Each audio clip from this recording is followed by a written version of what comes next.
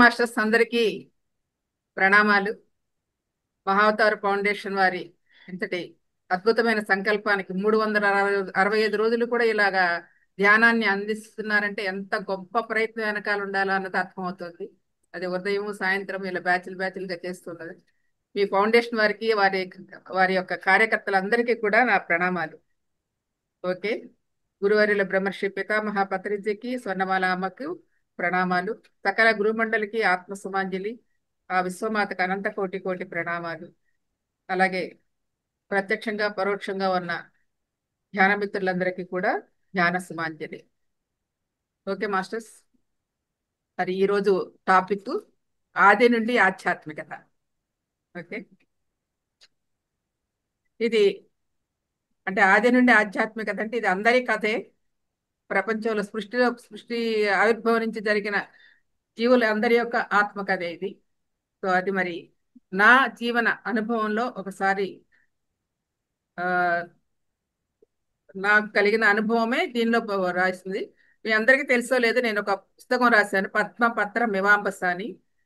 అది పత్రిగారి ఆదేశం మేరకు 2013లో ఈ పుస్తకం ఆవిష్కరించబడింది. సో అది నా జీవిత అనుభవాలన్నీ రంగారించి రాశాను. సరే, అందులో ఒక టాపిక్ అది అది ఎలా వచ్చిందంటే, పుస్తకం అంతా పూర్తి అయిన తర్వాత, పుస్తకం అంతా పూర్తయి ఇక అయిపోయింది, ఇక నాకు ఇంకా క్లోజ్ అయిపోయింది అన్న విషయం అయినప్పుడు, నేను అప్పుడు అమెరికాలో ఉన్నాను అనమాట. సో ధ్యానం చేస్తూ ఉంటే ఒక ఒక ఒక అనుభవం వచ్చింది. ఏమిటంటే, ఆ ధ్యానంలోనే కొన్ని అక్షరాలు కనపడతాయి, ఇంగ్లీష్ లెటర్స్. ఆ ఇంగ్లీష్ లెటర్స్ కనపడుతూ కొంచెం సాధన చేస్తూ ఆ ధ్యానంలోనే అవి తిరగయ్యి, అక్షరాలు తిరగయ్యి అద్దంలో చూస్తే ఎలాగ ప్రతిబింబిస్తాయో అలాగ తిరగవేయి అక్షరాలన్నింటినీ అని లోపల నుంచి వినిపిస్తుంది అనమాట. సో అలా 3 గంటలు ధ్యానం చేసిన తర్వాత లేచి చూస్తే ఆ అక్షరాలు గుర్తున్నాయి. అవన్నీ రాస్తే తిరగేసి, దాని పేరు ఆమ్ని సైన్స్. మీ అందరికీ తెలుసు, ఆమ్ని సైన్స్ అంటే సర్వజ్ఞత్వం అనమాట. సో ఇది అసలు నిజంగా ఆ పేరు కూడా నాకు తెలియదు. ఆమ్ని సైన్స్ అంటే నాకు ఇంగ్లీష్ పదాలు అవన్నీ ఏమి తెలియదు. డిక్షనరీ చూసుకుంటే అర్థమైంది ఏంటంటే, సర్వజ్ఞత్వం అంటే మొత్తం అంతా కూడా ఆత్మ గురించి తెలియజేసుకోవాలి అన్న విషయాన్ని అర్థం నాకు అలా సందేశాత్మకంగా ఇచ్చారు. ఈ పుస్తకం పూర్తి అవడం కాదు, దీంతో పూర్తి అవ్వాలని చెప్పేసి. సో ఆ విధంగా అలా ఆ ఆధ్యాత్మిక అనుభవంతో ఈ పుస్తకం నాకు తెలిసిన అనుభూతి, మరి గురువుల దగ్గర నుంచి పొందిన అనుభూతి కలిపి దీనికి ఈ టాపిక్ రాయబడింది. సో కాబట్టి ఇది అందుకనే ఒకరి ఆత్మ కథ కాదు, ప్రపంచంలో ఉన్న జీవులందరి ఆత్మ కథ ఇది. ఎవరైనా అంతే రావాల్సిందే. అందుకనే ఆది నుండి ఆధ్యాత్మికత అని చెప్పారు దాని పేరు కూడా. ఆది నుండి ఆధ్యాత్మికత అంటే మనం ఎలా ఆవిర్భవించామో, అసలు ఆధ్యాత్మిక స్థితి అంటే ఏంటి, ఎలా ఎదుగుదల జరిగింది, ఎలా పరిణితి వచ్చింది ఆత్మకి అన్న విషయాలన్నీ కూడా ఇందులో సంక్షిప్తంగా ఇవ్వబడుతూ ఉంటాయి. ఓకే, కాబట్టి ఇలా నాకు ఆ సర్వజ్ఞత్వం అనే ఒక పదం తెలుసుకున్న తర్వాత దాని గురించి రాయడం అనేది ఆ మొదలుపెట్టాను. అంటే మొదలుపెట్టడం అంటే ఏముంటుందండి, ఇది మనకి ఈ సృష్టి ఉద్భవించినప్పటి నుంచి ఎంతో మంది యోగీశ్వర్ల మహానుభావులు చెప్పిందంతా సత్యమే. ఆ సత్యం అనేది ఆనాటికి ఈనాటికి సత్యం సనాతనము సనూతనమే. చెప్పే విధానం మారచ్చు కానీ సత్యం ఎప్పటికీ మారదు. అందుకనే అంటారు భగవద్గీతలో, సత్యము సనాతనము సనూతనం అని. కాబట్టి ఎప్పుడూ సత్యం అనేది ఒకటే ఉంటుంది. కానీ చెప్పే విధానంలో, బోధించే విధానంలో మార్పులు రావచ్చు, పరిస్థితులకు అనుగుణంగా, మానవాళికి అనుగుణంగా మార్పులు రావచ్చు, కానీ సత్యం అనేది ఒకటే అన్న విషయాన్ని తెలుసుకున్నాం. మరి ఆ రోజుల్లో ఆనాడే కొన్ని మహాయోగీశ్వరులని వేదవ్యాసుల వారు చక్కగా మరి ఆ మహాభారత గ్రంథాన్ని ఆయన చెప్తూ ఉంటే, మరి ఒక యోగీశ్వరుడైన గణపతి లిఖించడం జరిగింది. అదేవిధంగా కురుక్షేత్ర సంగ్రామంలో ఆ శ్రీకృష్ణ భగవానుడు విచలిత మనస్కుడైన అర్జునుడికి కృష్ణుడు ముఖారవిందం నుండి ముఖతః చక్కగా వెలువడింది శ్రీమద్ భగవద్గీత. మరి అలాగే ఎంతో మంది మహానుభావులు ఎన్నో విషయాలను మనకు అందించారు. అలాగే అంటే ఆ యొక్క గీత అందించింది ఒక అర్జునుడికి మాత్రమే కాదు, సకల మానవాళికి అందించబడింది ఆ భగవద్గీత. సో కాబట్టి ఆ గీతను మనం తెలుసుకుంటే మన జీవితాలే ధన్యమవుతాయి. అందులోనే ఒక అద్భుతమైన శ్లోకం ఉంది, చాతుర్వర్ణం మయా స్పృష్టం గుణకర్మ విభాగశః అలాగే తస్య కర్తారమపి విద్యమ కర్తమవ్యయం అని, కర్తారమవ్యయం అని అంటే భగవద్గీతలో ఆ శ్లోకము చాతుర్వర్ణం మయా స్పృష్టం గుణకర్మ విభాగస్య అంటే నా చేతే అవన్నీ కూడా సృష్టింపబడినాయి మయా స్పృష్టం అన్నది అని ఆ శ్లోకంలో అలాగే తెలుసుకోవచ్చు. అలాగే మరి లలితా సహస్రనామంలో ఆదిశక్తి అనే నామం కావచ్చు, మూల ప్రకృతి అనే నామం కావచ్చు, లోకయాత్రా విధాయని అనే నామం కావచ్చు, వర్ణాశ్రమ విధాయని అనే నామం కావచ్చు, ఈ అన్ని నామాలకి కూడా ఈ సృష్టి ఆవిర్భావం గురించి చాలా చెప్పబడింది లలితా సహస్రనామంలో. అలాగే మరి మన గురువర్యులు బ్రహ్మర్షి పితామహ పత్రిజీ చక్కగా ఒక అద్భుతమైన ఒక కాన్సెప్ట్ అందించారు, అదే చతుర్విధ పురుషార్థాలు. సో అలాంటి అద్భుతమైన ఆ సందేశాలే కావచ్చు అలాగే ఈ నవీయుగ శాస్త్రవేత్తలు ఎవరైతే ఉన్నారో వారి నుండి కూడా అనేక అనేక విషయాలు ఈ సనాతన ధర్మం గురించి, ఆత్మ గురించి, సత్యం అంటే ఏంటి, సత్యము సనాతనము సనూతనం అంటే ఏంటి అన్న విషయాలు అనేక మంది ఇప్పుడు నవీయుగ శాస్త్రవేత్తల దగ్గర నుంచి కూడా అనేక రకాలుగా మనం తెలుసుకుంటూ ఉన్నాం. సో అవన్నీ రంగరించుకుని ఆ ఆ యొక్క నా ప్రయాణంలో నాకు అనుభూతి చెందిన అనుభవానికి వచ్చిన ఆ రహస్యాలని నా ప్రయాణాల్లో జరిగిన అనుభవాలని ఇది చేయబడుతుంది. కాబట్టి అంటే సృష్టి నుండి సృష్టికి చేరే విధానం, సృష్టి ఆవిర్భావం నుండి సృష్టికి చేరే విధానాన్ని సమస్తం తెలుసుకోవడం ప్రయత్నం చేద్దాం. సో ఇది ఆత్మకథ.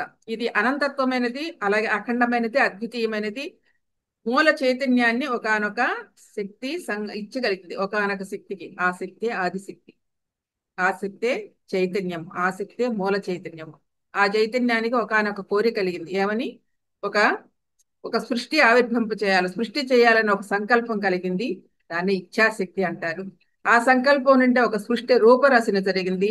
ఆ సృష్టి యొక్క దివ్య బృహత్ ప్రణాళిక ఏదైతే ఉందో దాన్ని జ్ఞానశక్తి అంటారు.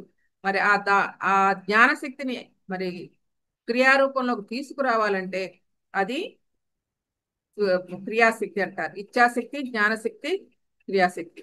సో కాబట్టి ఇది ఒక ఆదిశక్తి నుండి, ఒక మూల చైతన్యం నుండి సంకల్పించిన ఆ సంకల్పము, ఆ ఇచ్ఛాశక్తి ఒక సృష్టిగా ఆవిర్భావం చేయడానికి ఒక రూపం తీసుకుంది జ్ఞానశక్తిగా. ఇదంతా కూడా ఈ సృష్టి ప్రణాళిక అంతా కూడా అలాగా ఆవిర్భవించబడింది అన్నది మనకి తెలియబడుతోంది. అవే ప్రకృతి క్షేత్రము. 1 minute.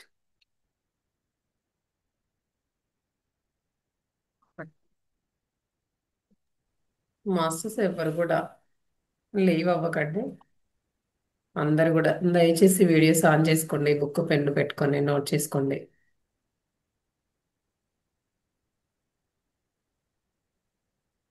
సో కాబట్టి ఆ చైతన్యం నుండి ఉద్భవించిన రెండు, ఒకటి ఏంటంటే ప్రకృతి క్షేత్రము, రెండవది పురుష క్షేత్రము. ఒకటి ప్రకృతి క్షేత్రము, రెండు పురుష క్షేత్రము. పురుష క్షేత్రం అంటే మన ఈ యొక్క పురుషుడు అనే ఆకారంతో అలా ఆలోచించకండి. పురుషుడు అంటే ఆ శక్తి చైతన్యం అన్నమాట. కాబట్టి ప్రకృతి నుంచి వచ్చిన ప్రకృతి క్షేత్రము, పురుష క్షేత్రము. పురుష క్షేత్రం అంటే ఏంటన్నారు? ఆత్మక్షేత్రం అనుకోవాలి. అంతే తప్ప పురుషుడు అనే లింగ భేదం లేదు, స్త్రీ లింగ భేదం కాదు ఇక్కడ. ఆత్మక్షేత్రము ఇది ప్రతి ఒక్కరికి అదే జరుగుతుంది. కాబట్టి భగవానుడు ఏం చెప్పారు? చాతుర్వర్ణం మయా స్పృష్టం, నా చేతే ఆవిర్భవించబడింది ఈ సృష్టి అంతా అని భగవానుడు చెప్పిన, ఆదిపరాశక్తి చెప్పిన, ఇంకెవరు చెప్పినా కూడా సృష్టి అంతా కూడా ఆ మూల చైతన్యం నుండి ఆవిర్భవించబడింది అనేది చెప్తూ ఉంటారు మహానుభావులు అందరి యొక్క ఇది. అందుకనే మయా సృష్టం, మయా సృష్టం అంటే నా నుండి నువ్వు పుట్టినా, నా నుంచి నువ్వు పుట్టినా, నువ్వు నాలోంచి వచ్చినా నేను కర్తను అకర్తను అంటే నాకేమీ సంబంధం లేదు. అంటే నువ్వు నాలోంచి వచ్చినా నేను పుట్టించినా నాకు సంబంధం లేదు. భగవద్గీతలో అదే ఒక శ్లోకం ఉంటది. కర్తవ్య అకర్తవ్యం అంటే చేస్తున్నా నేను చేసిన వాడిని కాదని అంటారు. కర్మణ్య పశ్యత్ అకర్మయ, కర్మణ్య పశ్యత్ అకర్మయ అని చెప్తారు. సో ఈ విధంగా నేను పని చేస్తున్నా నేను చేసినట్టు కాదని, ఆ ప్రకృతిలో నా నుండి నువ్వు ఉద్భవించినా, నాలో నుంచి నువ్వు ఉద్భవించినా నాకు సంబంధం లేదు. అంటే నేనేమి సంబంధం లేదు, నాకేమీ వ్యయం జరగలేదు, లేకపోతే నాకేమీ నష్టం జరగలేదు. దానికి ఉదాహరణగా అంటే మూల చైతన్యం నుండి ఆత్మ చైతన్యం ఉద్భవించిన మూల చైతన్యం అంతా కూడా పూర్ణమే, అది అపూర్ణము కాదు, సగం సగమే ఉండు. దానిలోంచి కొంత చైతన్యం బయటకు వచ్చిందని తగ్గుతుందా అంటే అదేమీ లేదు, అంతా పూర్ణమే, అంతా చైతన్యమే, సంపూర్ణమైన చైతన్యమే అన్న విషయాన్ని చెప్తాడు భగవానుడు. మయా స్పృష్టం, నాలో నుంచి ఉద్భవించిన, నాలో ఏమి కానిది ఏమి లేదు, నాలో నష్టం జరగలేదు, నాలో ఏమీ లేదు, పోలేదు. దానికి ఉదాహరణగా మన పత్రి గారు ఒక అద్భుతమైన విషయం చెప్తారు. సహజంగా సాధకులు సాధన చేస్తూ ఉంటే కొంతకాలానికి, ఇంతకుముందు గురువులు సనాతనం మన సాంప్రదాయంలో గురువులు దగ్గర శిష్యరికం చేసిన ఆ సాధకులకి కొంతకాలం అయిన తర్వాత ఒక రకమైన పూర్ణత్వం పొందిన వాళ్ళకి సందేశం ఇస్తారు. పూర్ణమిదం పూర్ణమిదః అనే శ్లోకం ఉంది కదా. సో అది ఆ యొక్క శ్లోకాన్ని ఎప్పుడో కొంతకాలం సాధన చేసిన తర్వాత ఆ గురువులు శిష్యుడికి ఇస్తారు. దాన్ని మన పత్రి గారు ఎంత అద్భుతంగా చెప్పారంటే, అంటే వ్యయము కాలేదన్నాడు కదా ఇందాక భగవానుడు. సృష్టిలో అంటే నా నుండి సృష్టి మూల చైతన్యమైన సృష్టి ఆవిర్భవించిన నాలో వ్యయం కాలేదు, అంటే ఏది నష్టము జరగలేదు, ఏది పోలేదు. అలా అవటానికి దానికి కారణంగా ఏం చెప్తున్నా ఉదాహరణగా మనము వివాహం చేసుకుంటాం, బిడ్డను కంటాం. మన నుండే బిడ్డ ఉత్పన్నమవుతుంది, బిడ్డ ఉద్భవిస్తుంది. కానీ మనమేం నష్టపోలేదు కదా. మనలో బిడ్డ ఫామ్ అయ్యి చక్కగా తయారయ్యి మన నుండి బిడ్డ ఉద్భవించిన తర్వాత కూడా మనమే నష్టపోలేదు కదా. అదే విధంగా ఆ బిడ్డ పెరిగి ఆ బిడ్డ పెద్దదై ఆ బిడ్డ కూడా ఇంకో బిడ్డకి ఈ ఒక ప్రాణాన్ని ఉద్భవింప చేసింది అనుకోండి, నష్టం ఎక్కడ జరగట్లేదు కదా. అదే విధంగా ఆ మూల చైతన్యము నుండి అనేక జీవులు ఉత్పన్నమైనా కూడా నష్టం అనేది లేదు, వ్యయం అనేది లేదు. నేను ఎప్పుడు అభియుడనే, అంటే నేను దానిలో కొరత అనేది ఉండదు, సంపూర్ణంగానే ఉంటాను. చైతన్యములో ఏ అసంపూర్ణత ఉండదు. ఒక స్త్రీ బిడ్డకి జన్మనిచ్చినట్టు ఏ అసంపూర్ణత లేకుండా పూర్ణత్వం ఎలా సంపాదించుకుంటుందో అదే విధంగా ఆ మూల చైతన్యానికి కూడా ఆ పూర్ణత్వం అనేది ఉంటుంది. నేను వ్యయము కాలేదు అని చెప్తున్నాడు భగవానుడు. ఆ చైతన్యములో ఏది వ్యయము కాలేదు అన్న విషయాన్ని చక్కగా అందిస్తున్నాడు భగవానుడు. అది పత్రిక చాలా చక్కగా ఆ ఉపమానాన్ని అందించారు మనకి. సో అలాగే మూల చైతన్యం నుండి ఉద్భవించిన ఆ ప్రకృతి క్షేత్రము, పురుష క్షేత్రము అంటే ఆత్మక్షేత్రము, ప్రకృతి క్షేత్రము ఆత్మక్షేత్రము అంటే పురుష క్షేత్రము. ఆ రెండు పేర్లు కూడా ప్రకృతి క్షేత్రము, ఆత్మక్షేత్రము లేదా పురుష క్షేత్రము. కాబట్టి ఆ ఆదిశక్తి లేదా శుద్ధ చైతన్యం అని బాగా మనకి క్షుణ్ణంగా అర్థం చేసుకోవాలంటే, అంటే ఈ రెండు ఆ మూల చైతన్యం నుండి ఆవిర్భవించినవే. ఒక ప్రకృతి క్షేత్రము, రెండు ఆత్మక్షేత్రము ఆ మూల ప్రకృతి నుండి ఆవిర్భవింప చేసినవే, అక్కడ నుండే ఉద్భవించినవి అని ఇది మనం బాగా అర్థం చేసుకోవాలి అని చెప్తున్నారు. సరే, ఈ ప్రకృతి క్షేత్రము అనేక కోటాను కోట్ల లోకాలతో ఉంది. ప్రకృతి మనకు కనిపించేదంతా కూడా, వ్యక్తమైనదంతా కూడా క్షేత్రమే. సో ఇదంతా ప్రకృతి. ఈ ప్రకృతిలోనే కూడా కోటాను కోట్ల లోకాలతో కూడి ఉంది.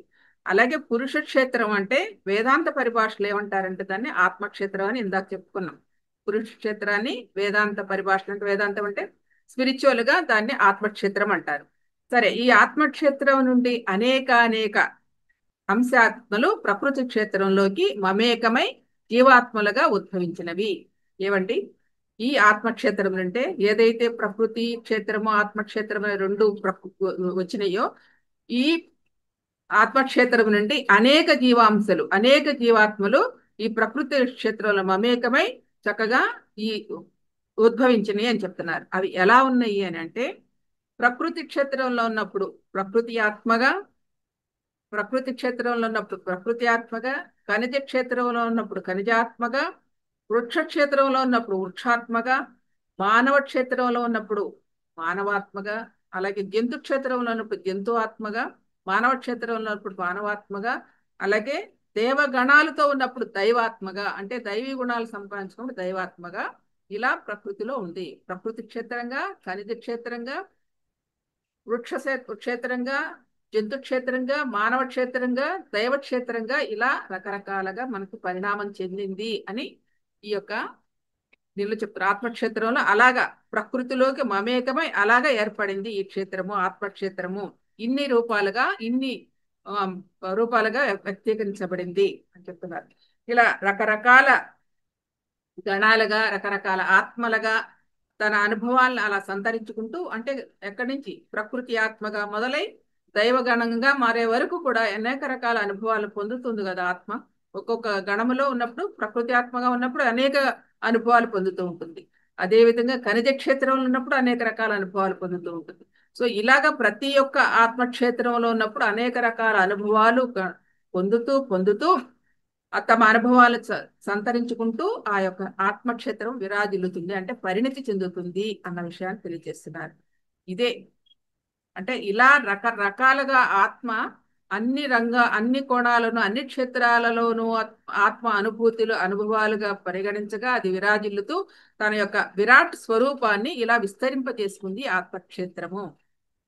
తన యొక్క అనుభవాలతో ఆ క్షేత్రాలలో అనేక రకాల అనుభవాలతో తన యొక్క ఆత్మను ఇలా విరాజింపజేసుకుంది అన్నది ఆత్మక్షేత్రం యొక్క వికాసం, అంటే విరాజిల్లటం, వికసించటం. లేదా దాన్ని ఏమన్నారు, సృష్టి యొక్క విరాట్ స్వరూపం అన్నారు. మనకి భగవద్గీతలో భగవానుని చూస్తాం కదా, విరాట్ స్వరూపము. సో అలాగా ఆయనకి అంతా దానిలో ఉందని మనం తెలుసుకుంటాం. అదే విధంగా ప్రతి ఆత్మ అలాంటి విరాట్ స్వరూపాన్ని పొందే ఉంది అన్న విషయాన్ని చక్కగా తెలియజేస్తున్నారు ఈ ఆత్మక్షేత్రములో.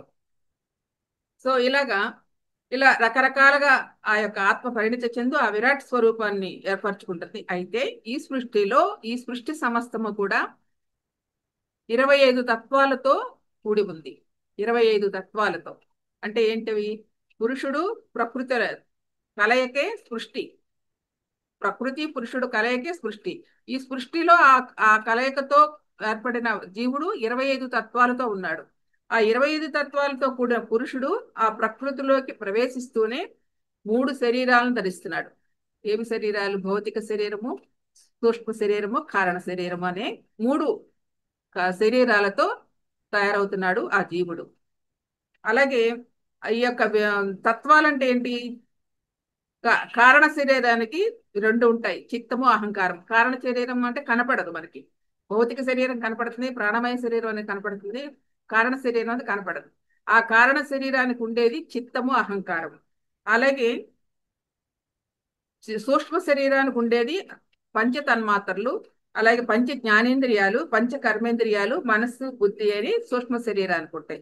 భౌతిక శరీరానికి ఉండే ఈ పంచభూతాలు ఏవి? భూమి,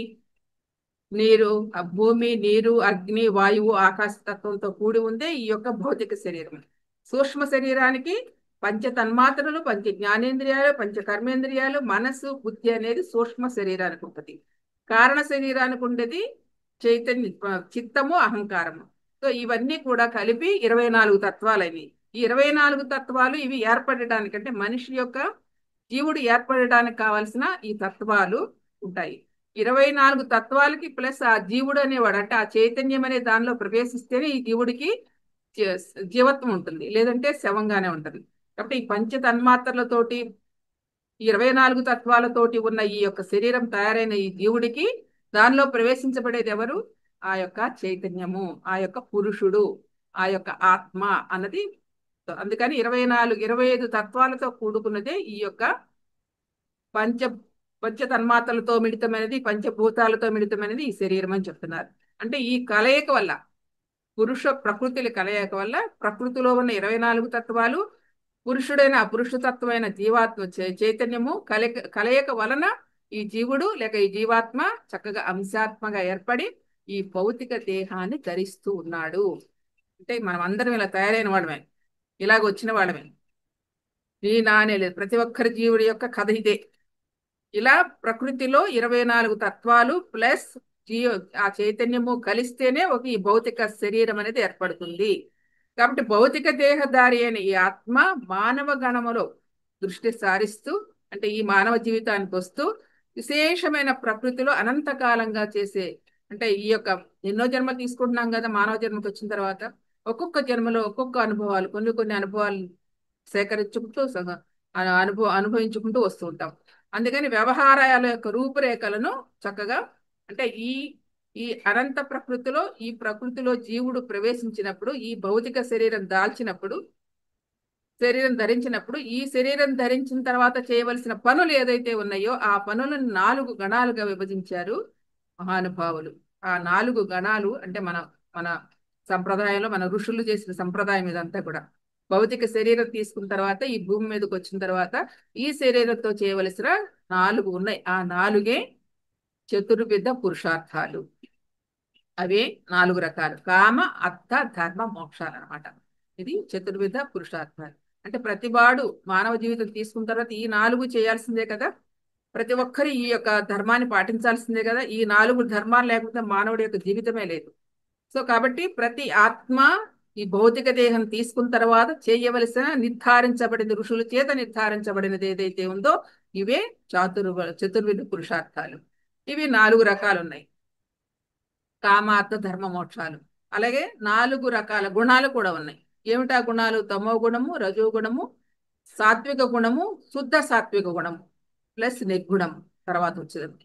ఈ సృష్టిలో ఈ యొక్క విరాట్ స్వరూపం అంటే అంటే భౌతిక శరీరం ధరించిన తర్వాత ఈ యొక్క స్వరూపం అంతా కూడా ఇలా ఏర్పడింది. ఇందాక చెప్పుకున్న విరాట్ స్వరూపం అని. మన స్వరూపం ఇది.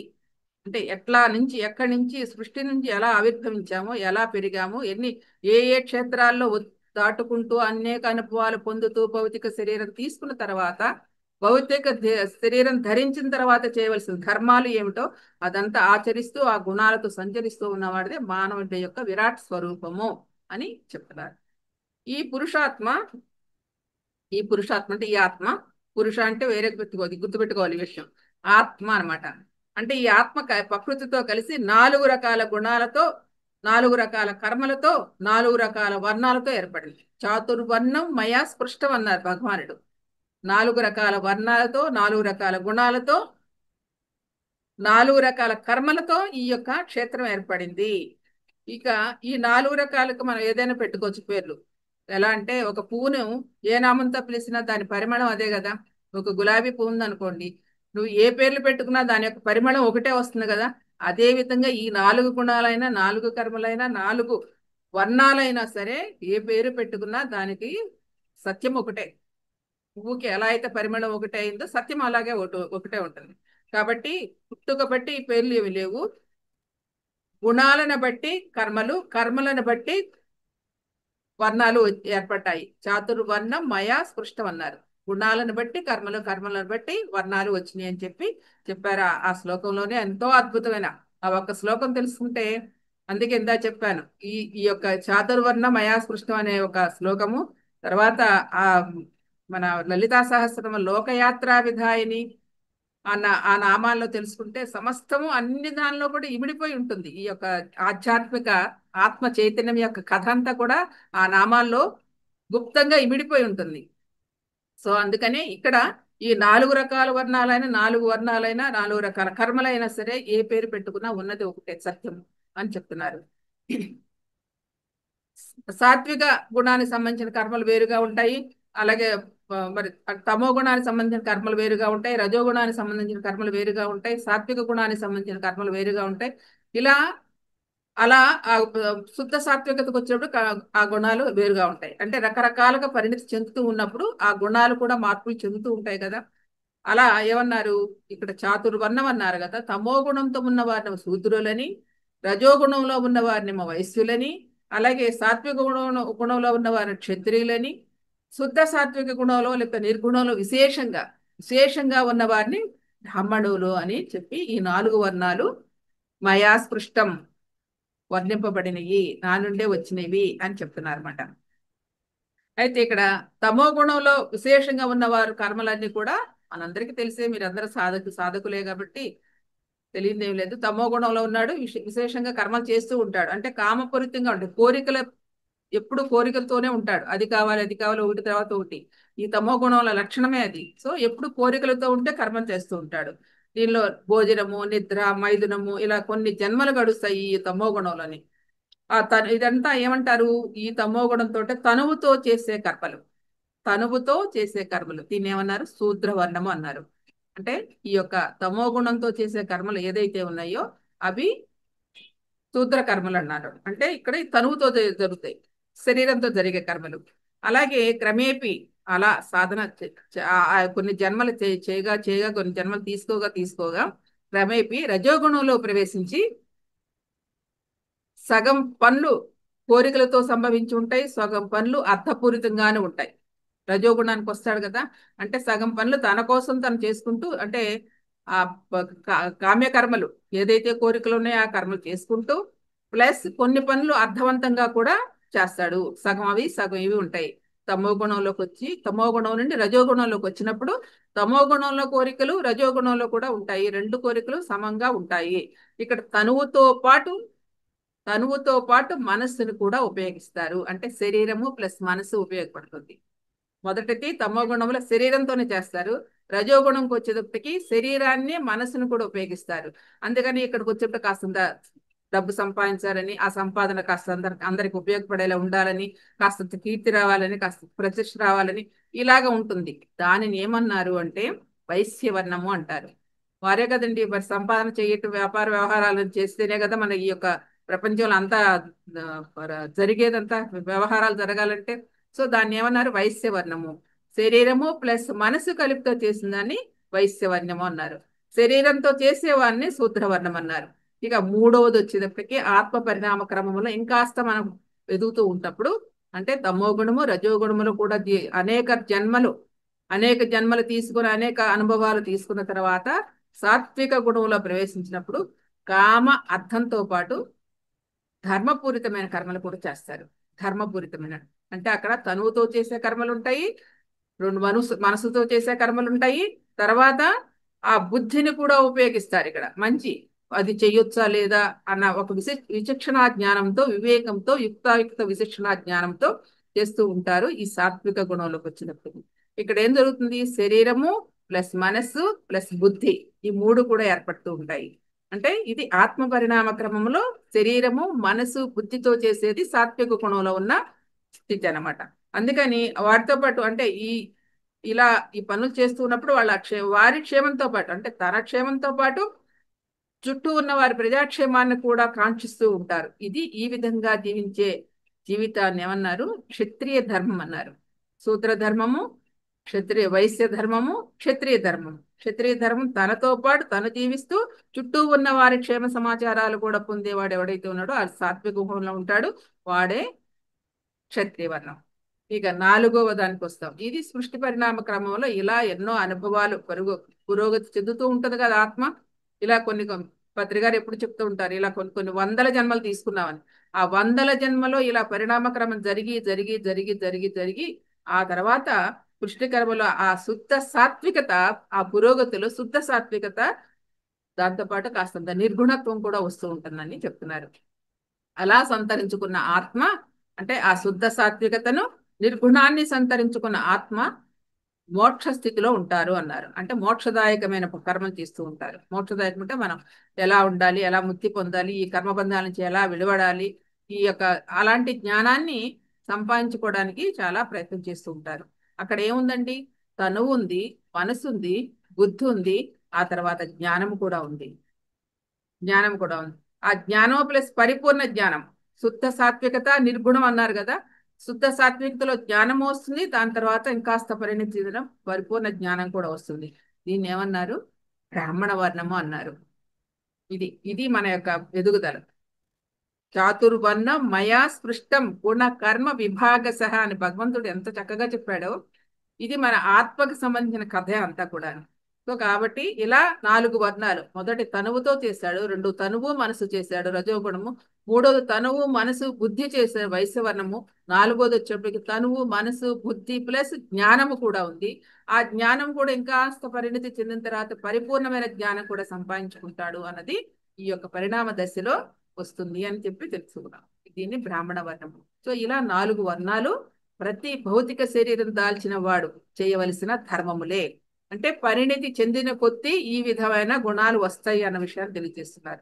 మొదటి గుణాల్లో ఎలా ఉంటాడో తమో గుణంలో, తర్వాత రజోగుణంలో ఎలా ఉంటాడో అలా కొన్ని జన్మలు అనుభూతి చెందిన తర్వాత, అనుభవాల పరంపర అయిన తర్వాత అలా కొన్ని జన్మలలో పరిణితి చెందుతూ ఈ క్షేత్రానికి వస్తాడు, శుద్ధ సాత్వికతకు వస్తాడు. మొట్టమొదటి జన్మలో ఈ శూద్ర ప్రవృత్తిలో ఉన్నప్పుడు ఏమంటాడు? అహం దేహోస్మి, అంటే నేనే దేహాన్ని అనుకుంటాడు.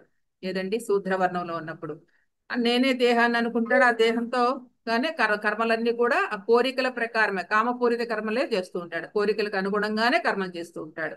కాబట్టి అది సహజమే. ఎందుకంటే దేహం ఉన్నప్పుడు కోరికలు ఉంటాయి, కోరికలు ఉన్నప్పుడు తీర్చుకోవాలి, అది సహజమైనది.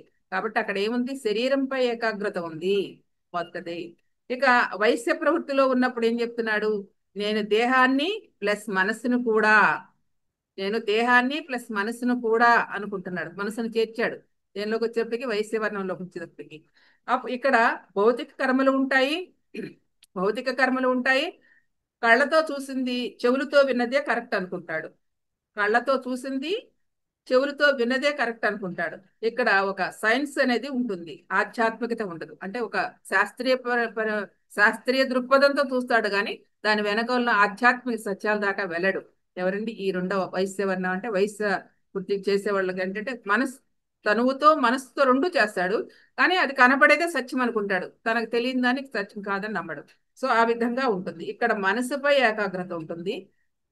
శరీరంతో చేస్తాడు, మనసును కూడా ఉపయోగిస్తాడు కాబట్టి మనసుతో కూడా ఉంటాడు కాబట్టి ఇక్కడ స్పష్టత అనేది ఉండాలి.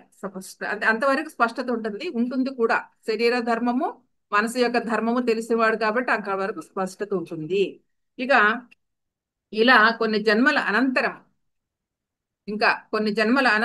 ఇక ఈ భౌతికవాదం నుండి అంటే ఏమనుకుంటాడు వైశ్యవృత్తిలో, నేను దేహాన్ని మనస్సుని అనుకుంటున్నాడు కదా. సో రెండింటిని కలిపి చూస్తున్నాడు కాబట్టి ఇక్కడ పరిణామ దశ అనేది ఆ చూసిందే సత్యం అనుకుంటాడు, తనకు కనబడిందే సత్యం అనుకుంటాడు, విన్నదే సత్యం అనుకుంటాడు కానీ అంతకంటే ఎక్కువ వెళ్ళలేడు. ఇది ఇలా కొన్ని జన్మలు జరుగుతూ ఉంటుంది. సరే, ఇలా కొన్ని జన్మల అనంతరము ఈ భౌతికవాదం నుండి ఆత్మవాదంలోకి ప్రవేశిస్తుంది ఆత్మ. అంటే ఇలా కొన్ని జన్మలు, శూద్రవర్ణంలో కొన్ని జన్మలు, వైశ్యవర్ణంలో కొన్ని జన్మలు తీసుకున్నాక అనేక జన్మల పరిణామ క్రమం జరుగుతున్నప్పుడు అనేక అనుభవాల పరంపర పరంపర పరంపర జరుగుతున్న తర్వాత నెమ్మదిగా ఆ భౌతికవాదం నుంచి ఆధ్యాత్మిక వాదంలోకి అడుగు పెడతాడు ఈ ఆత్మ క్షత్రుడు. ఆత్మ కాబట్టి క్షత్రియ ప్రవృత్తిలో మనస్సు బుద్ధిని ఉపయోగించి కామ అర్థంతో పాటు ఎక్కువగా ధర్మంలో చరిస్తూ ఉంటాడు, ధర్మ కార్యాలను చేస్తూ ఉంటాడు. అంటే ఏదండి, తాను తమో గుణంలోను వైశ్య గుణంలో కూడా రెండిట్లో ఉన్నప్పుడు, శూద్రవర్ణము వైశ్యవర్ణంలో రెండిట్లో ఉన్నప్పుడు కామ కోరికలతో కూడిన పనులే చేస్తూ ఉంటాడు. అలాగే అర్థంతో పాటు డబ్బు సంపాదించడము, దాన్ని ఉపయోగించడము, దానికి కావలసిన విధానంగా చేయటము, దాని కీర్తి ప్రతిష్టలు ఎలా ఉంటాయి అలాంటివన్నీ సంపాదించుకోవడానికే ప్రయత్నం చేస్తూ ఉంటాడు. దాంతో ధర్మ కార్యాలను కూడా చేస్తూ ఉంటాడు. అంటే నిజం చెప్పాలంటే ఈ వ్యాపార వ్యవహారాలు చూసే వైశ్యవర్ణమే ఎక్కువగా దానాలు ధర్మాలు ఇస్తూ ఉంటుందని కూడా తెలుసు మనందరికీ. మన సొసైటీలో కూడా ఇంచుమించు చెప్పాలంటే వాళ్ళే ఉంటారు ఎక్కువ.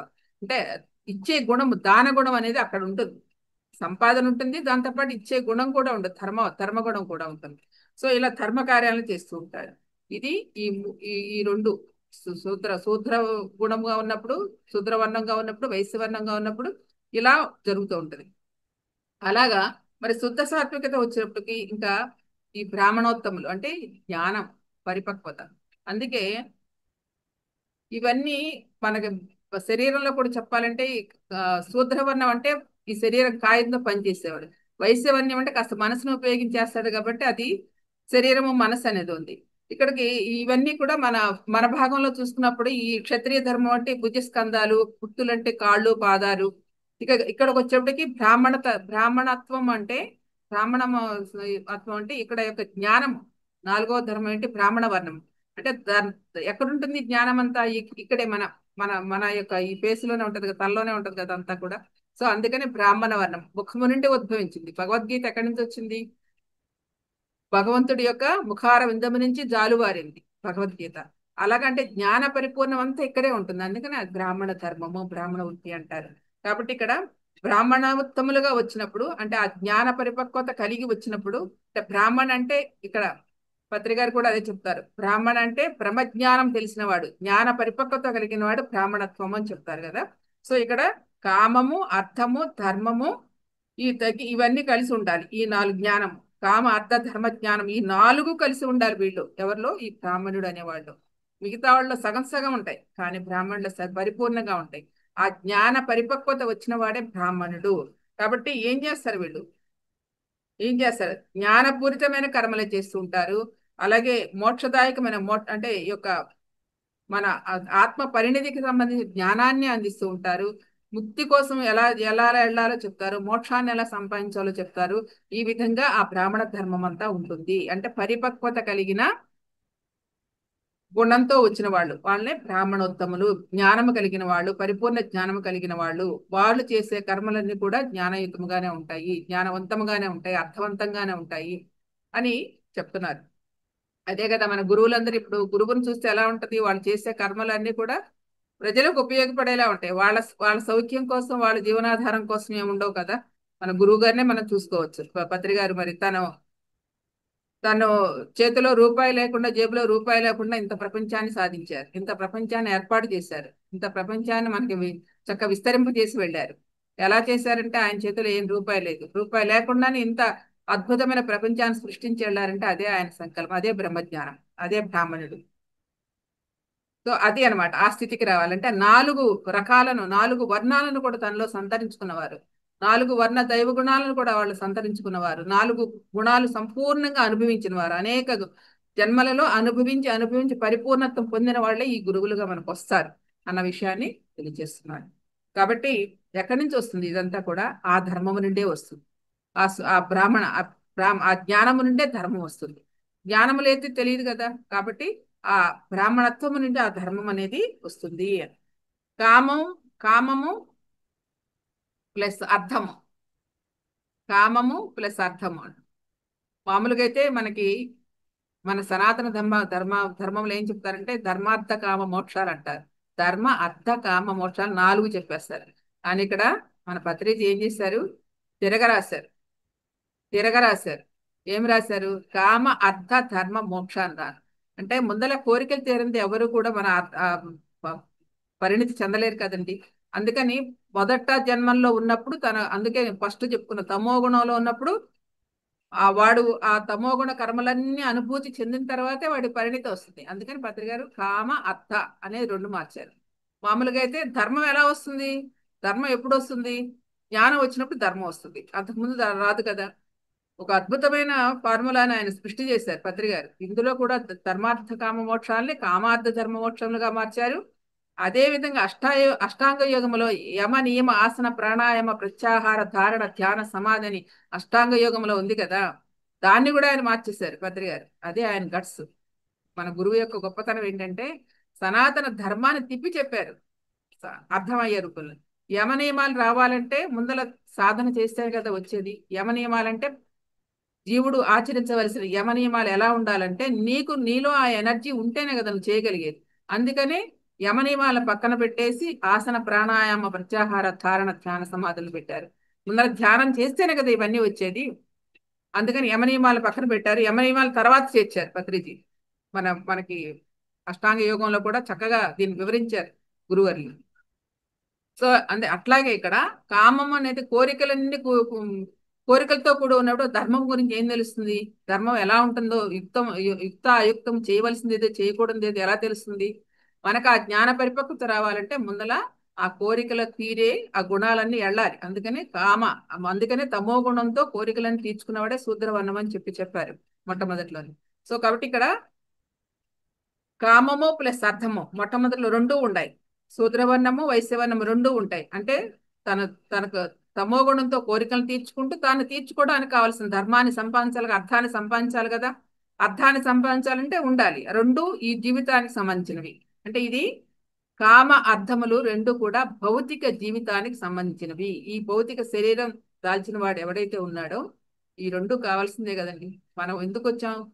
అనుభవాల కోసం వచ్చాం, కోరికలు తీర్చుకోవడానికి వచ్చాం. దానికి కావాలంటే ఒక అర్థం కావాలి, అర్థం కావాలంటే డబ్బు కావాలి, సంపాదన కావాలి. అది చెయ్యాలంటే ఈ భౌతిక శరీరంతోనే చేస్తాం. కాబట్టి కామము ప్లస్ అర్థము ఈ భౌతిక శరీరానికి సంబంధించినవి. రెండవది వచ్చేప్పటికి ధర్మము ప్లస్ మోక్షము. ఈ రెండు ఆధ్యాత్మిక జీవితానికి సంబంధించినవి.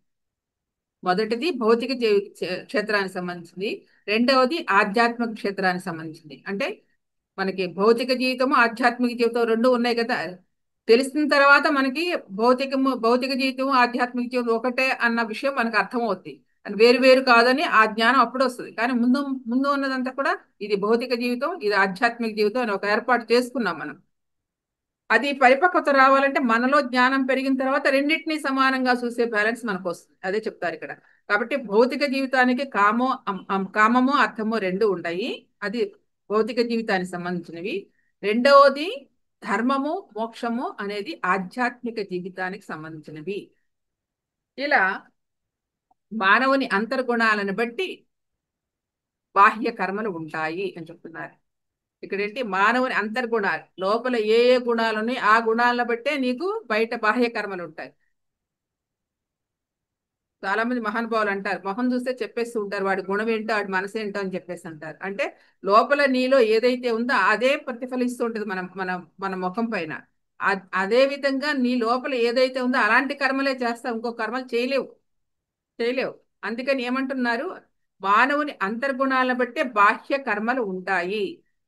అది చూడండి, ఏదైనా వాడికి ఎన్ని చెప్పినా వినరు అని అంటే వాడి బుద్ధి అలాంటిది, ఇంకా వాడి పరిణితి చెందలేదు. మనం ఏదో ధ్యానం చెప్పాలని ఎంతో మంది ప్రయత్నం చేస్తూ ఉంటారు, వాడు తీసుకోడు. ఎందుకు తీసుకోవట్లా? వాడికి ఇంకా పరిణితి రాలేదు కాబట్టి, వాడికి అవగాహన చేసుకున్న శక్తి లేదు కాబట్టి రాలేదు. వాడు ఆ గుణంలోనే ఉంటాడు. అంటే ఆ లోపల ఇంకా పరిపక్వత రావాలి కదా. ఎన్నో ఇదిగో ఈ పరిణామ దశలు ఎన్నున్నాయి. ఖనిజ ఖనిజ క్షేత్రము, వృక్ష క్షేత్రము, జంతు క్షేత్రము, మానవ క్షేత్రము, ఇలా ఎన్నో క్షేత్రాలు దాటితే గాని ఈ స్థితికి రాలేదు. సో ఆ స్థితిలో ఏ పశు ప్రవృత్తిలో ఉన్నాడో, ఏ బుద్ధిహీనతలో ఉన్నాడో అప్పటి వరకు రావు. కాబట్టి మన లోపల ఉన్న ఏ గుణాలైతే ఉన్న ఆ గుణాలతోనే వాడు బయట ప్రవర్తిస్తూ ఉంటాడు. అందుకే మనకు ఎన్నోసార్లు అనుకుంటూ ఉంటాం, వీడు ఎన్నిసార్లు చెప్పినా వినడు, వీడింతే, వీడి బుద్ధి మారదని చెప్పేసి. ఎందుకు మారదంటే వాడి గుణం అంతే, వాడి సహజ స్థితి అదే. వాడు ఇంకా ఆ పరిణితికి రాలేదు. మనం వచ్చాం కాబట్టి వాడిని అలా అనుకుంటున్నాం. మనం కూడా అలాంటి స్థితిలోంచి వచ్చిన వాళ్ళమే అన్న విషయం మనకి అర్థం అవ్వాలి జ్ఞానం పెరుగుతున్న కొద్దీ. సో అందుకని మనకి ఎదుగుతున్న కొద్దీ ఇంకా ఎదగని వాడని అర్థం చేసుకోవాలి. మనం ఎదుగుతున్న కొద్దీ ఎదగని వాడని అర్థం చేసుకునే జ్ఞానం మనకు ఉండాలి. అది చెయ్యలేదని వాడి మీద నింద వేయటం కాదు, వాడిని విమర్శించడం కాదు. వాడి యొక్క లోపల ఉన్న అంతర్స్థితి ఏంటో మనం గ్రహించగలిగే జ్ఞానం మనకు ఉండాలి. సో వాడి లోపల ఉన్న అంతర్ భావన ఏదైతే ఉందో దాన్ని బట్టే వాడు కర్మ చేస్తున్నాడు కాబట్టి దాన్ని బట్టే వాడు ఉన్నాడన్న అలాంటి భావన మనకు వచ్చినప్పుడు చాలా హాయిగా అనిపిస్తుంది. అందుకని అన్నారు, అంతర్గుణాలు బట్టి బాహ్య కర్మలు ఉంటాయి. అంటే అహం దేహోస్మి నుంచి అహం బ్రహ్మోస్మికి, అంటే దేహమే నేను అనుకున్న దగ్గర నుంచి నేనే బ్రహ్మమును అనుకునే స్థాయికి దాకా ఎదగటంలో ఉంటుంది ఈ దశ. ఈ దశలన్నీ కూడా ఈ పరిపక్వ దశ. అట్లా పరిపక్వ పొందాలంటే ఇంత పరిణామం చెందాలి. ఇంత ఆత్మ తమో గుణం నుంచి అంటే శూద్ర వర్ణము నుంచి ఇలా బ్రాహ్మణ వర్ణము దాకా ఇలా పరిపక్వత చెందాలి. పరిపక్వ దశ వస్తేనే పరిపూర్ణ జీవితాన్ని అనుభవిస్తాడు. అందుకనే కామ అర్థాలు భౌతిక జీవితానికి, ధర్మ మోక్షాలు ఆధ్యాత్మిక జీవితానికి సంబంధించినవి అని చెప్పుకున్నారు. అయితే ఈ అహం దేహోస్మి నుండి అహం బ్రహ్మోస్మి వరకు ఈ పరిపక్వ దశ పరిపూర్ణ జీవితాన్ని మనకు అనుభవాన్ని పొందుతాడు పరిపక్వ దశలో. సో కాబట్టి ఆత్మ యొక్క పరిణామ క్రమంలో పురోగతి చెందుతూ మోక్ష స్థితిని పొందిన దేవగణాల్లో చేరి, అంటే ఆ స్థితికి వచ్చినప్పుడు ఎక్కడ చేరతాడు? దేవగణాల్లో చేరతాడు. చెప్పుకున్నాం కదండి ఇందాక, దైవగణమని దేవగణమని. సో ఆ దేవగణానికి ఎప్పుడు వస్తాడు? ఈ బ్రాహ్మణ ధర్మంలోకి వచ్చి, అంటే శుద్ధ సాత్వికతలోకి వచ్చి, నిర్గుణత్వంలోకి వచ్చి, అప్పుడు ఏవైతే ఉన్నాయో ఆ గుణాలు అంటే ఆ దేవగుణాలు, దైవ గుణాలు ఏవైతే క్షమ, దయ, పరిపూర్ణమైన అనుభూతి, ఆనందం ఏవైతే ఉన్నాయో అవన్నీ దైవ గుణాలు అంటాం కదా. దేవుడికి ఏ గుణాలు ఉన్నాయో అవి గుణాలు. సో ఆ దైవత్వానికి సంబంధించిన గుణాలన్నీ మనలో ఉంటే అది దేవగణం. సో ఆ గణాల్లోకి చేరతాడు. ఎప్పుడు? ఈ పరిపక్వ దశతో చేరి ఆ యొక్క అహం దేహోస్మి నుంచి అహం బ్రహ్మోస్మి దాకా చేరినప్పుడు, ఆ పరిపక్వ దశ వచ్చినప్పుడు అప్పుడు దేవగణాల్లోకి చేరతాడు, దైవగణాల్లోకి చేరతాడు. అప్పుడు మానవ లోకాల్లో ఇక జన్మ లేకుండా చేసుకోగలుగుతాడు. దైవీ గుణాలు నీలో ఎప్పుడైతే సంతరించుకున్నాయో అప్పుడు మనం భూమి మీదకి రావాల్సిన అవసరం లేదు. ఎందుకంటే నీకు పరిపూర్ణమైన జ్ఞానం వస్తుంది. నేను అంటే ఏంటో తెలుసు, ఎక్కడి నుంచి వచ్చామో తెలుసు, ఎక్కడి నుంచి ఆవిర్భవించి వచ్చామో, ఎన్ని దశలు పరిణామం చెందామో, ఎంత పరిణితి చెందామో అన్న విషయం నీకు సంపూర్ణంగా అవగాహన అవుతుంది. కాబట్టి ఇక జన్మకు రావాల్సిన స్థితి లేదు అన్న విషయం తెలుసుకుంటాడు. అప్పుడే దైవగణాల్లో చేరగలుగుతాడు, పునర్జన్మ లేకుండా చేసుకుంటాడు. ఇలా 4 రకాల పురుషార్థాలు అందరికీ ఉండవలసిందే. ఈ 4 రకాలు లేనిదే మానవుడన్నా ఉన్నాడండి? ఇవే కదా మనం పొద్దున్న లేచిన కాడి నుంచి జీవితం తీసుకున్న దగ్గర నుంచి ఈ 4 గుణాలతో, 4 అర్థాలతోనే మన జీవితం అంతా గడిపేది. ఏ మానవుడు లేడు. అంటే ఈ 4 రకాల పురుషార్థాలు ప్రతి ఒక్కరికి చేయవలసినవే, ఉండవలసినవే. చేయవలసినవి ఉండవలసినవే. ఈ 4 ఏవి? 4 ధర్మ అర్థ కామ మోక్షములు, లేదా కామ అర్థ ధర్మ మోక్షములు. ఈ 4 ప్రతి మానవుడికి ఉండవలసినవే. అయితే ఈ 4ంటిని సమస్థితిలో చేసుకోవాలి. సమస్థితిలో చేసుకోవాలి. ఇందాక ఏం చెప్పుకున్నాము? కామ అర్థములు భౌతిక జీవితానికి, ధర్మ మోక్షాలు ఆధ్యాత్మిక జీవితానికి అని చెప్పుకున్నాం. సో ఈ రెండింటిని, కామ అర్థములు ఉండాలి అంటే తమోగుణం ఉండాలి, రజోగుణం ఉండాలి, అది భౌతిక శరీరానికి సంబంధించింది. అలాగే ధర్మము ఉండాలి, ముక్తి మోక్షం అనేది కూడా ఉండాలి, అదేమో ఆధ్యాత్మిక జీవితానికి సంబంధించి. ఈ 4 గుణాలు కలిపి మనం ఒక మోస్ట్ బ్యాలెన్స్డ్ లైఫ్ చేసుకోవాలి. అంటే మన యొక్క జీవన విధానాన్ని చక్కగా అటు ఇటు కూడా, అంటే భౌతిక జీవితాన్ని ఆధ్యాత్మిక జీవితాన్ని చక్కగా బ్యాలెన్స్ చేసుకుంటూ వెళ్ళటమే మానవుడి యొక్క, అది దైవ గుణాలు. ఆ దైవీ గుణాలు వచ్చినప్పుడు ఇలా అవుతుంది. దైవీ గుణాల్లోకి ఎంటర్ అయినప్పుడే, దైవీ గుణాలు పరిపూర్ణంగా అనుభవిస్తున్నప్పుడే ఇది బాగా మనకు అర్థమయ్యి దానిలో జీవించగలిగినప్పుడే దైవీ తత్వంలో ఉంటాం. అప్పుడే మనకి ఆ బ్యాలెన్స్ లైఫ్ అనేది వస్తుంది. మనం అనుకుంటాం జీవితంలోకి వచ్చిన తర్వాత అది భౌతికంగా ఉంది, ఇది ఆధ్యాత్మికంగా ఉంది, రెండింటిగా చూడటం నేర్చుకుంటాం. కానీ రెండింటిగా చూడటం కాదు, మన పరిణితి చెందిన కొద్దీ, పరిపక్వ దశ వచ్చిన కొద్దీ ఆ రెండిట్లో రెండు ఇక వేరు కాదు, మనమే. మన లోపలే కోరికలు ఉన్నాయి, మన లోపలే ఆ యొక్క తీర్చుకునే గుణము ఉంది, మన లోపలే ఆ యొక్క మోక్షాన్ని సంపాదించుకునే ఉంది. ఈ రెండింటిని బ్యాలెన్స్ చేసుకున్న ధర్మం అనేది కూడా మన లోపలే వస్తుంది. ఈ దైవీ సామ్రాజ్యంలోకి అడుగు పెట్టిన తర్వాత, ఆ దైవత్వంలోకి అడుగు పెట్టిన తర్వాత మరి ఇదంతా ఎలా వస్తుందంటే, మనకి ఒక పెద్ద ఒక అద్భుతమైన ఒక ఆయుధాన్ని ఇచ్చారు కదా, వజ్రాయుధం లాంటిది జ్ఞానము. అందుకనే అష్టాంగ యోగంలో ఇందాక చెప్పాను, అష్టాంగ యోగంలో యమ ఆసనాలు వదిలేసి ధ్యానానికే పెద్ద పీట వేశారు పత్రిజీ, పెద్ద పీట వేశారు.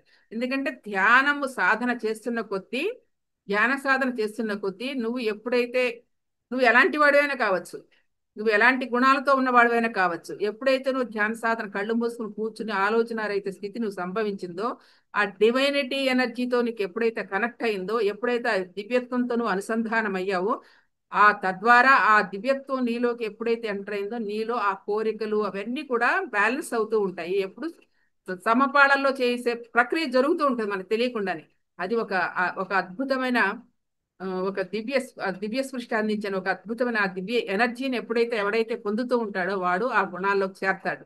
అప్పుడు ఈ భౌతిక జీవితాన్ని, ఆధ్యాత్మిక జీవితాన్ని చక్కగా బ్యాలెన్స్ చేసుకుంటూ జీవితాన్ని సమపాళల్లో ఆనందిస్తూ చక్కగా ఉంటారు. భద్రి గారు ఏనాడు మన సంసారాలు వదిలేయమని చెప్పలేదు, సంసారంలో నిర్వాణం అని చెప్పాడు బుద్ధ భగవానుడు. అలాగే భద్రి గారు ఎన్నోసార్లు మనకి సంసారంలో ఉంటూనే నిర్వాణం చెందాలని చెప్తున్నారు కదా. మహానుభావులు అందరూ అంతే, దానికి ఉదాహరణ శ్రీకృష్ణ భగవానుడే. సో ఇలాంటి అద్భుతమైన సత్యాలని మనకి గురువులు ఎంతో చక్కగా అందించారు. అందించిన విషయాలు మనం తెలుసుకుని మన జీవితంలో అప్లై చేసుకోవాలి. కాబట్టి ఈ 4 రకాల పురుషార్థాలు కూడా ఈ భౌతిక జీవితాన్ని, ఆధ్యాత్మిక జీవితాన్ని వేరువేరుగా చూడకోకుండా 4 మనవిలోనే సమపాళల్లో చేసుకోవాలి. సమపాళల్లో అంటే ఇక్కడ మళ్ళా వస్తుంది, మరి ఇంత దైవత్వం వచ్చి ఇంతగా బాగా సాధన చేసిన తర్వాత కోపం ఉండాలండి, ఇంత తర్వాత అంత కోరికలు ఉండాలండి అనిపించవచ్చు. వాటిని కూడా ఏది యుక్తాయుక్తంగా అవసరం లేదా అనేది మన బుద్ధే చెప్తుంది. నీవు ఆ స్థితికి వెళ్ళిన తర్వాత ఏది అవసరమో ఏది అవసరం లేదో అన్నది నీకు చాలా చక్కగా తెలుస్తుంది.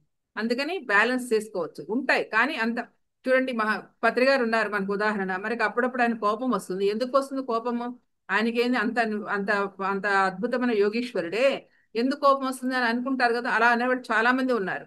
ఎందుకు వస్తుంది? ఆయనకి కాదు కోపము, ఈ శరీరం మనకు కనపడేది, ఈ శరీరం 6 అడుగుల శరీరం అని చూస్తున్నాం. కానీ ఆయన ఆ చైతన్యాన్ని, అక్కడ ఉన్న స్థితిని గమనించి కోపం వస్తుంది. కానీ ఆయనకి పర్సనల్ గా ఆ వ్యక్తుల మీద, దాని మీద, అక్కడ ఉన్న సన్నివేశాల మీద, లేకపోతే అతనిలో ఉన్న స్థితి ఏదైతే ఉందో ఆ చైతన్య స్థితిని శుభ్రపరచడానికో, దాన్ని ఒక పరిణితి చెందించడానికో చేసే ఇదే తప్ప కోపం అనేది ఉండదు. అంటే అక్కడ ఏంటి, మనం ఈ 4 ధర్మాలని మన జీవితంలో సమపాళల్లో ఉంచుకోవాలి.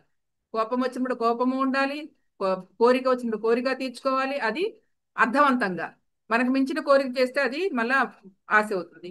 అర్థవంతమైన జీవితం అంటే మనకి ఎంతవరకు ఉందో అంతవరకు మనం అర్థంగా, ఆనందంగా జీవించడం తప్పు లేదు. మనకు వచ్చిన కోరికలు తీర్చుకోవడం తప్పు లేదు.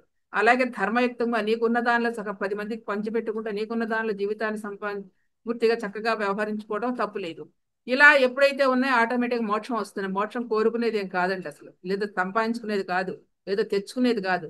ఈ గుణాలన్నీ నీలో ఉండకూడని గుణాలు ఏవైతే ఉన్నాయో అవన్నీ తొలగితే ఉన్నది మోక్షమే, ఉన్నది కైవల్యమే, ఉన్నది అదే. పతంజలి యోగ సూత్రాలు ఆఖరి పద ఘట్టంలో అదే చెప్తాడు. కైవల్యం అనేది ఎవ్వరూ తెచ్చుకునేది కాదు. మనలో ఉన్న ఈ సరికాని వ్యవస్థ ఏదైతుందో, సరికాని గుణాలు ఏవైతే ఉన్నాయో అవన్నీ తొలగించుకుంటే ఉన్నది సంపూర్ణమైన ఆత్మస్థితి, ఆ సంపూర్ణమైన దైవీ స్థితి, ఆ సంపూర్ణమైన దైవీ తత్వమే. అదే కైవల్యం, అదే ఉన్నదే. మనం దానికోసం ఏదో సాధించాలని ప్రాకులాడుతూ ఉంటాం, కానీ సాధించేది కాదు, తొలగించుకునేది, ఏమీ లేకుండా చేసుకునేది, శూన్యం చేసుకునేది, నీలో ఎలాంటి కోరికలు ఏమీ లేకుండా చేసుకునే స్థితి వచ్చినప్పుడైతే అదే దైవ స్థితి, అదే కైవల్యం. సో కాబట్టి ఇక్కడ మనకి ఆ జీవితాన్ని ఆ మోస్ట్ బ్యాలెన్స్ చేసుకునే లైఫ్ మనకి ఈ యొక్క ధర్మార్థ కామలు వీటంతటి అవగాహన ఉంటే, వీటన్నిటిపై మన పట్టు సాధిస్తే చక్కటి జీవితాన్ని అనుభవించవచ్చు. అన్నీ ఉంటాయి. మనిషిని తర్వాత కష్టం ఉంటుంది, సుఖం ఉంటుంది, దుఃఖం ఉంటుంది, అన్నీ ఉంటాయి. నిజంగా చెప్పాలంటే మనకి ఈ ధ్యాన సాధనకు వచ్చిన తర్వాత వాటిని అన్నింటినీ ఎలా బ్యాలెన్స్ చేసుకోవాలో కూడా చక్కటి జ్ఞానాన్ని అందించారు. ఒక ప్లాట్ఫామ్ వేసేసారు గురువు గారు. ఎవరైనా సరే, ఏ గురువు అయినా సరే చక్కటి జ్ఞానాన్ని అందించారు. ఆ జ్ఞానం వల్ల మనం ఏమవుతుంది, ఏ కష్టం వచ్చినా, ఏ సుఖం వచ్చినా, ఏ దుఃఖం వచ్చినా, ఏ ఆనందం వచ్చినా ఎలా ఆనందించాలో, ఎలా కష్టం వచ్చినా ఎలా సమన్వయం చేసుకోవాలో అది కష్టంగా అనిపించదు. ఇప్పుడు ఏమనిపిస్తుంది, ఓహో అది ఒక మన మన జీవితానికి ఒక ఒక పాఠం నేర్పడానికి వచ్చింది అనుకుంటాం. అలా ఆలోచించడం మొదలు పెడదాం. ఇదివరకు కష్టంగా భావించేవాళ్ళం, ఇదివరకు కష్టమైన ఇది ఇంత కష్టం నాకెందుకు వచ్చింది అనుకునేవాళ్ళం. ఇలా ఈ జ్ఞానాన్ని మనం సంపాదించుకుంటూ ఉంటే ఏమవుతుందంటే, ఓహో ఈ కష్టంలో నేనేమి నేర్చుకోవాలో, ఈ పాఠం నాకేమి నేర్పుతుందో, ఈ యొక్క సంఘటన, ఈ యొక్క సన్నివేశం నాకేమి నేర్పుతుందో అనే ఆలోచన చేస్తూ ఎంత పరిణామం అంటే. సో ఇలాంటి పరిణామ దశ రావాలి ప్రతి మానవుడికి. అలాంటి పరిణామ దశలు వస్తూ వస్తూ వస్తూ ఉన్నప్పుడు, ఆ పరిపక్వ దశ వచ్చినప్పుడు నాలుగు గుణాలు, నాలుగు వర్ణాలను కూడా మనం బ్యాలెన్స్ చేస్తూ చక్కగా గడపగలము. దానికి ఉదాహరణ కృష్ణుడే. కృష్ణ భగవానుడి యొక్క చరిత్ర చదివితే, కృష్ణ భగవానుడి యొక్క లీలలు తెలుసుకుంటే, ఆయన పసిబిడ్డ దగ్గర నుంచే మొదలైంది కదా ఆయన కష్టాలు. పుట్టడం దగ్గర నుంచే మొదలైంది కదా. పుట్టడం దగ్గర నుంచి ఆయన చంపేయడానికి రెడీగా ఉన్నాడు కంసుడు. మరి అక్కడి నుంచి ఎన్ని ఇబ్బందులు, పసి బిడ్డ దగ్గర నుంచి ఎన్నుకున్నాడు ఆయన ఆ యొక్క సంఘటనలన్నింటినీ. సో ఇలా మరి ఆయనలో ఆధ్యాత్మికత, పరిపూర్ణ ఆధ్యాత్మికత కాబట్టి, అంటే ఆయన దేవుడు కదండి, మనం దేవుడు కాదు కదా అనుకుంటాం. ఆ దైవ గుణాలు రావడానికి ఇవన్నీ మనకి ఎగ్జాంపుల్స్ గా చెప్తారు. సో ఎలా అయితే కృష్ణ భగవానుడు చిన్నప్పటి నుంచి కూడా ఆయన అధరం ఎప్పుడు ఎలా ఉంటుంది, నవ్వుతూ ఉంటుంది.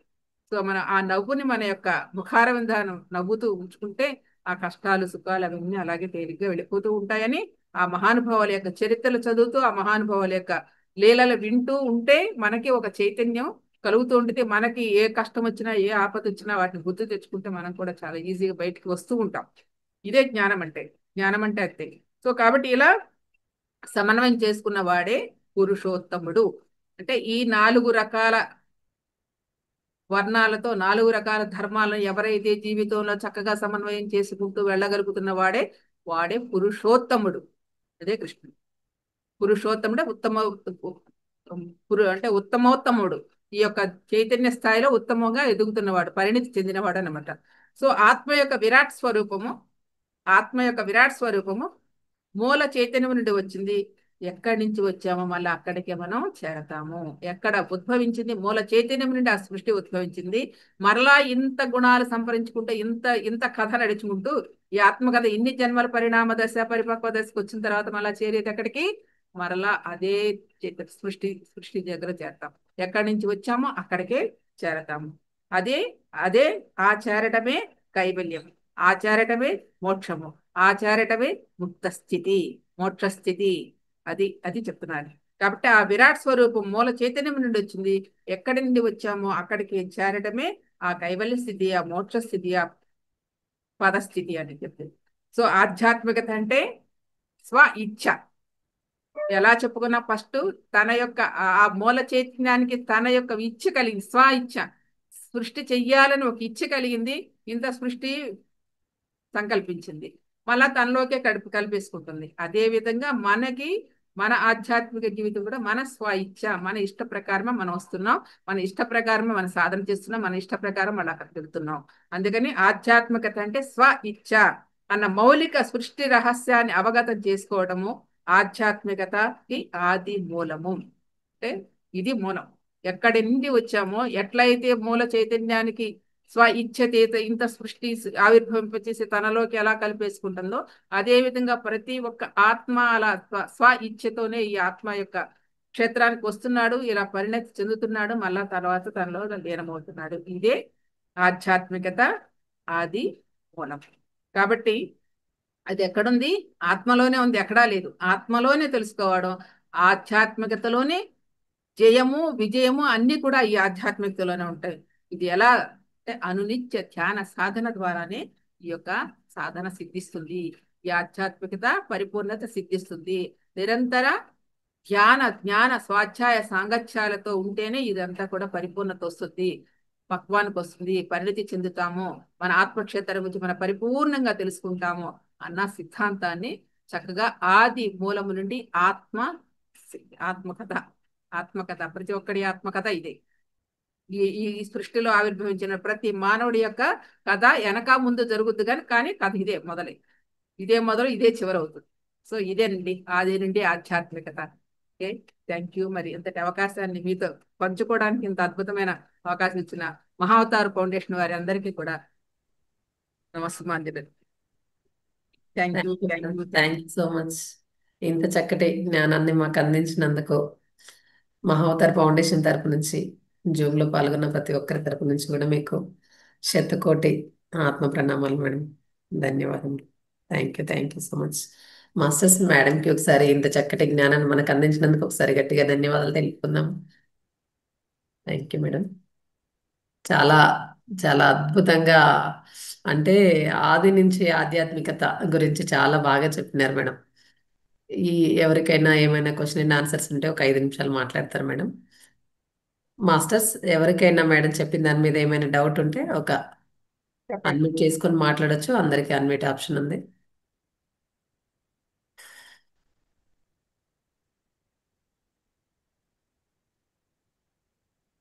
లక్ష్మీపతి సార్ మాట్లాడతారా? నమస్తే మేడం. నమస్తే మేడం. చాలా బాగా చెప్పారు మేడం. అందరికీ తెలుసుకోవాల్సిన విషయాలు కాబట్టి చాలా బాగుంది మేడం. క్యాస్ట్ కి సంబంధం లేకుండా దీన్ని బట్టి వర్ణాలు అవన్నీ విభజిస్తారు అనేది చాలా బాగా చెప్పారు మేడం. చక్కగా అందరికి బాగా అర్థమయ్యే రీతిలో బాగుంది madam. Thank you madam. Thank you very much. Thank you రా. Thank you sir. మాస్టర్స్, ఇంకా ఎవరైనా మాట్లాడదాం అనుకుంటే కనుక అన్మ్యూట్ చేసుకోండి. ఎటువంటి డౌట్ ఉన్నా ఏమున్నా.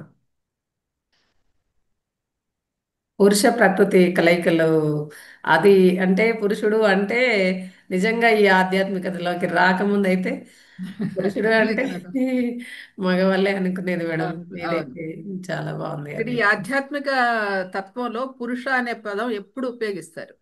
పురుష అంటే ఆత్మ అన్నది మనకి సనాతన ధర్మం నుంచి వచ్చేది అది.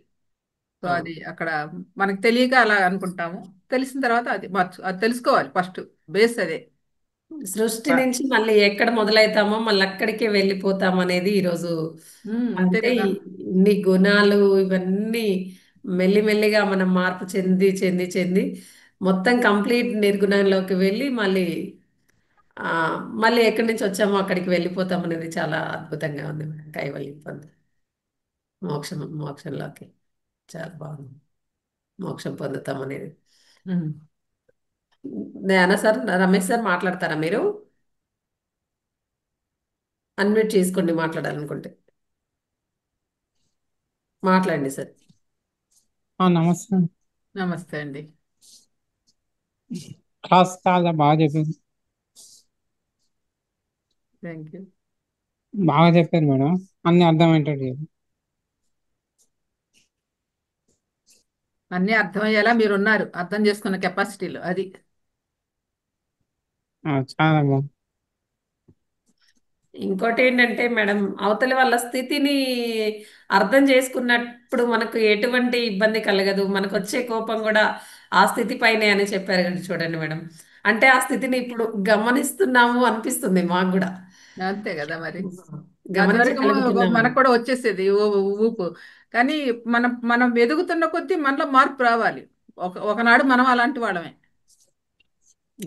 కాకపోతే ఈ జన్మ అవును కావచ్చు, ఇంతకు ముందు జన్మలో అయినా అలాంటికే వాళ్ళమే కదా. అదే. అవును మేడం. చాలా బాగా చెప్పారు మేడం. అందుకే పత్రిజారండి ఎదుగుతున్న కొద్దీ ఒదిగొండమని.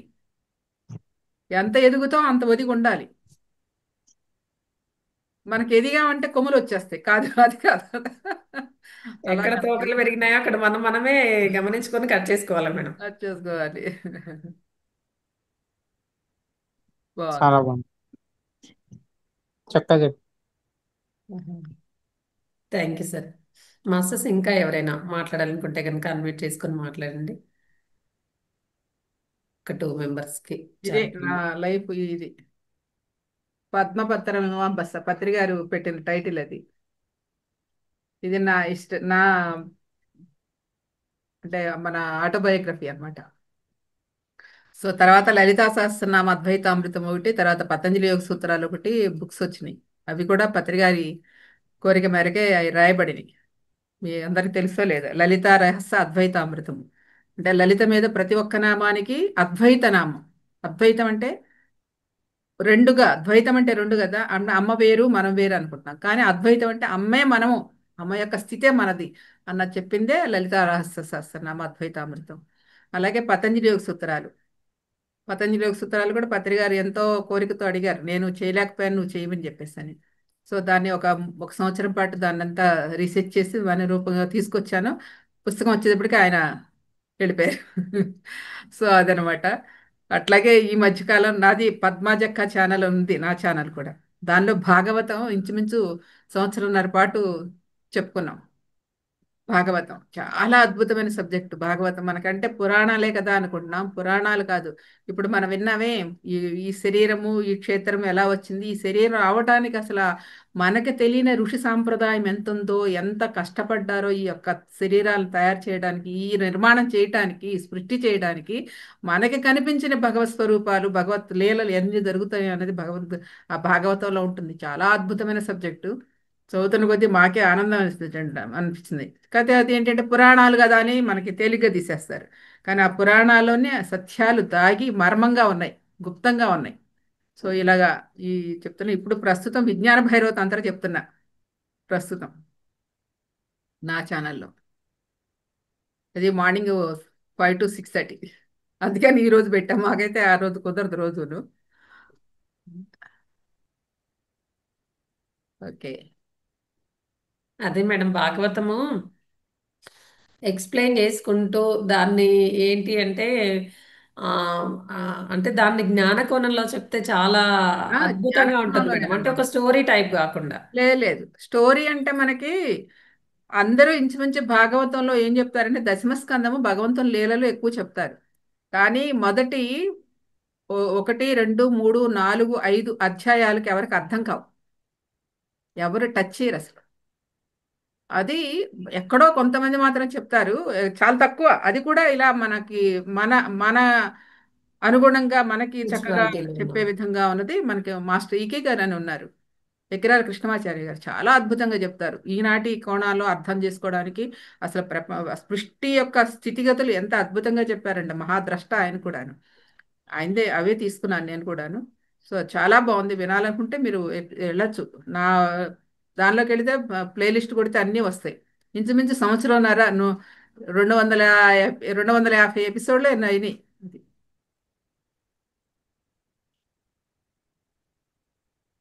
Okay. Okay madam, thank you madam, thank you so much.